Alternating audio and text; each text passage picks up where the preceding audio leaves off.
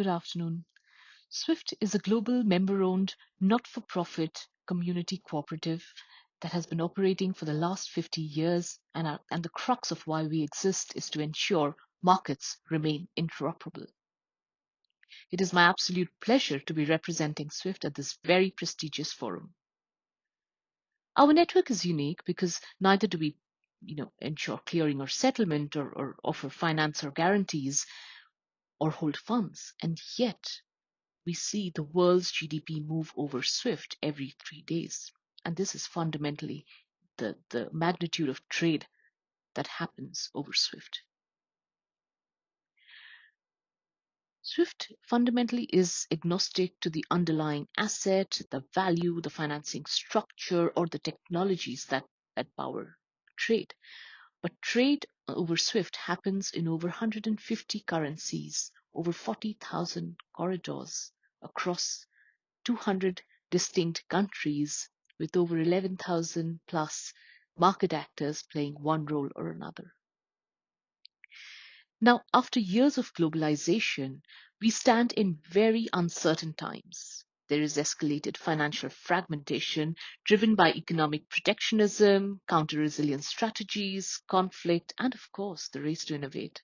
And while some fragmentation is great and presents opportunities, newer they also present newer costs and risks. Fragmentation friction when it comes to international trade hinders economic growth to the tune of 6.5 trillion in GDP with a timeline of 2030. It could also, spill over from economic capital creation to human capital and could prohibit the creation of over 280 million jobs until 2030 is what we see. So in terms of SWIFT's strategy, our focus is uniquely and laser sharp on ensuring frictionless trade. Cross-border trade on our platform has continuously seen growth, but by enhancing the support through enhanced products, services, data on our network, we seek to accelerate the journey of digitization of trade.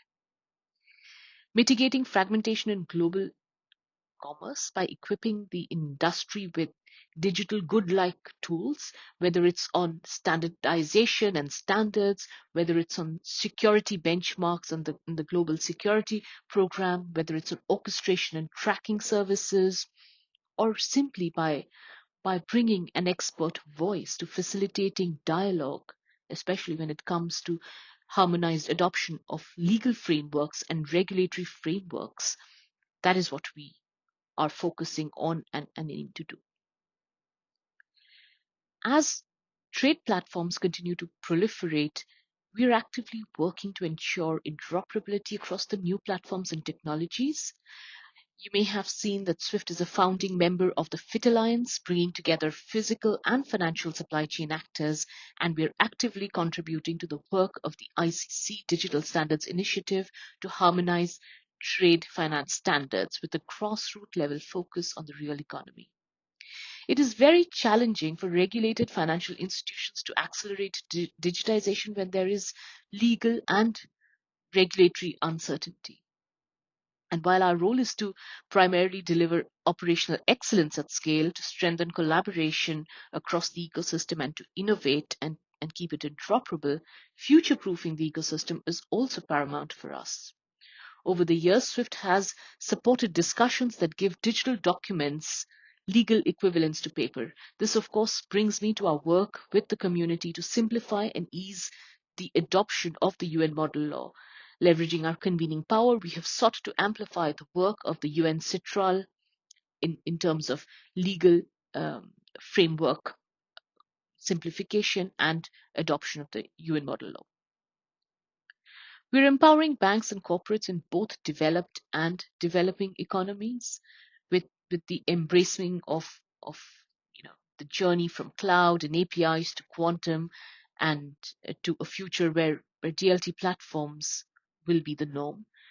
Encouraging community exploration of trade finance use cases using CBDCs. Our pursuit is simply one that is of mutualized costs. It lowers the collective cost of innovation, ensures responsible scale to innovation, and ensuring that no nation gets left behind in that journey. Now, SWIFT facilitates trillions of dollars of documentary trade and more in open account with over 50% of our traffic being associated with cross-border trade.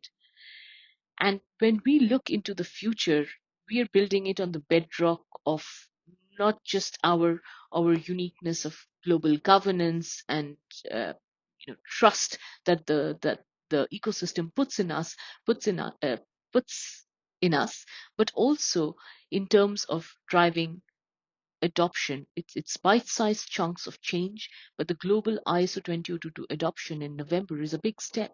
It's a move from a closed ecosystem to embracing open data standards that will power richer insights, structured data that will have better availability, real-time information, and it will take a data-led approach to tackling the financing gap with the richer insights that come through enhancing risk frameworks, better capital allocation, and so on.